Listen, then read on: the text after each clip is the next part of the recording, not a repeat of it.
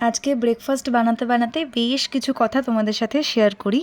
তার আগে বলে রাখি, মাম্মামের শরীর আগের থেকে একটু ঠিক আছে, এখনও ওই দুর্বলতাটা কাটেনি।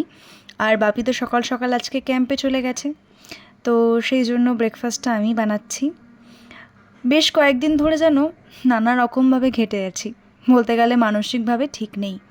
মামামের অসুস্থতা ছাড়াও বেশ কিছু ঘটনা ঘটেছে, যেটা সম্পূর্ণ ব্যক্তিগত, যার জন্য আমি কারোর সাথেই শেয়ার করতে পারিনি, এমনকি আমার খুব ক্লোজ ফ্রেন্ডদের সাথেও নয়, যেটা নিয়ে আমি এখনও পর্যন্ত ট্রমাটাইজড হয়ে আছি, ট্রমা থেকে বেরোতেই পারছি না।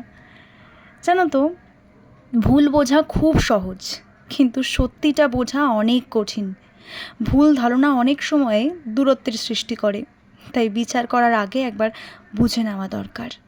বিভিন্ন কারণের জন্য এতদিন পর্যন্ত আমার বন্ধুদের বা যে কারোর ফোন কলস মেসেজের রিপ্লাই দিতে পারিনি বলে অনেকে আমাকে ভুল ভাবছে হয়তো আমি ইচ্ছাকৃতভাবে সবার ফোন মেসেজ এগুলোকে ইগনোর করছি।